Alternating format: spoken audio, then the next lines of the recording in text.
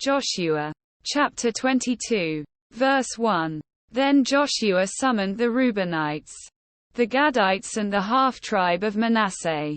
Verse 2. And said to them, You have done all that Moses the servant of the Lord commanded.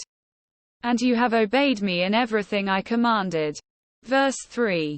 For a long time now, to this very day, you have not deserted your fellow Israelites but have carried out the mission the Lord your God gave you. Verse 4. Now that the Lord your God has given them rest as he promised, return to your homes in the land that Moses the servant of the Lord gave you on the other side of the Jordan. Verse 5. But be very careful to keep the commandment and the law that Moses the servant of the Lord gave you, to love the Lord your God, to walk in obedience to him, to keep his commands, to hold fast to him and to serve him with all your heart and with all your soul. Verse 6. Then Joshua blessed them and sent him away. And they went to their homes. Verse 7. To the half-tribe of Manasseh Moses had given land in Bashan.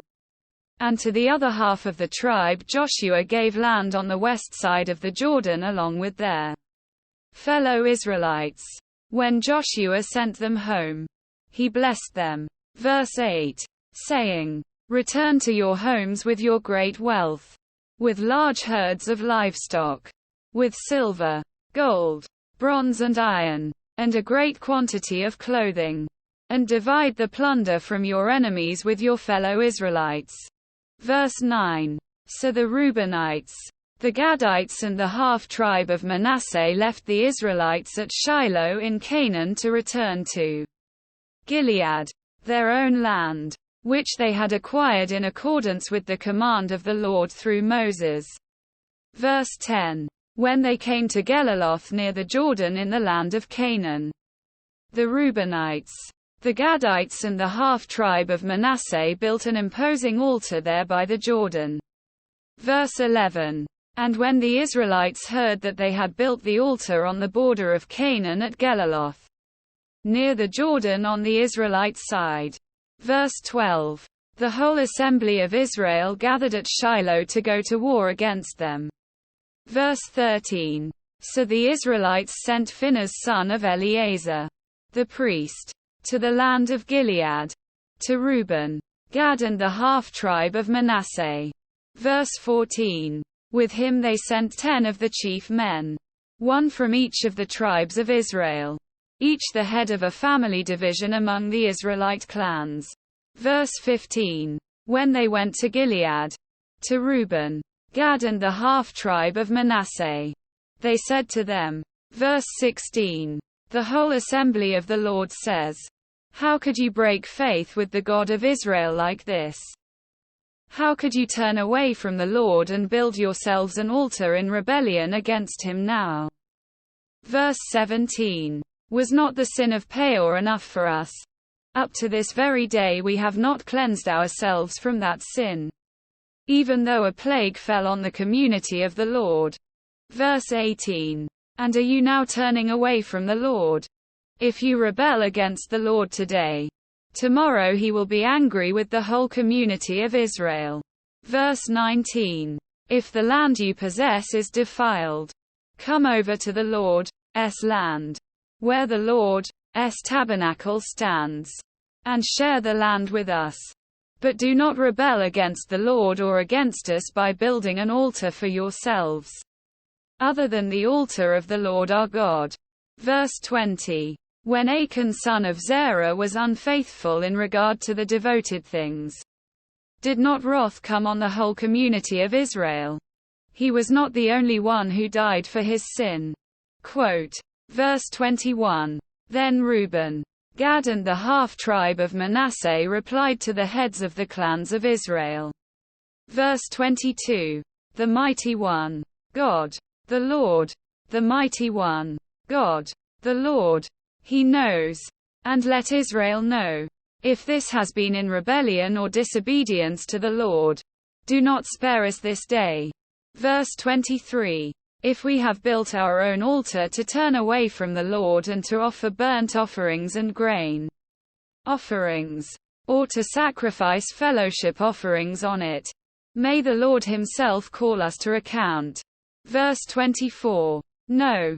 We did it for fear that someday your descendants might say to ours, what do you have to do with the Lord, the God of Israel? Verse 25. The Lord has made the Jordan a boundary between us and you.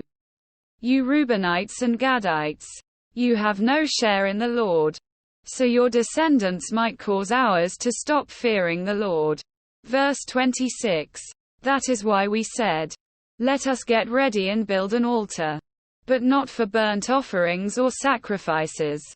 Verse 27. On the contrary, it is to be a witness between us and you and the generations that follow, that we will worship the Lord at his sanctuary with our burnt offerings, sacrifices and fellowship offerings. Then in the future your descendants will not be able to say to ours, you have no share in the Lord. Verse 28. And we said, if they ever say this to us, or to our descendants, we will answer, look at the replica of the Lord's altar, which our ancestors built, not for burnt offerings and sacrifices, but as a witness between us and you. Verse 29. Far be it from us to rebel against the Lord and turn away from him today by building an altar for burnt offerings, grain offerings and sacrifices, other than the altar of the Lord our God that stands before his tabernacle. Verse 30. When Phinehas the priest and the leaders of the community, the heads of the clans of the Israelites, heard what Reuben, Gad and Manasseh had to say, they were pleased. Verse 31. And Phinehas son of Eleazar, the priest, said to Reuben, Gad and Manasseh, today we know that the Lord is with us, because you have not been unfaithful to the Lord in this matter. Now you have rescued the Israelites from the Lord's hand. Verse 32. Then Phinehas son of Eleazar, the priest, and the leaders returned to Canaan from their meeting with the Reubenites and Gadites in Gilead and reported to the Israelites. Verse 33. They were glad to hear the report and praised God. And they talked no more about going to war against them to devastate the country where the Reubenites and the Gadites lived. Verse 34. And the Reubenites and the Gadites gave the altar this name, a witness between us, that the Lord is God.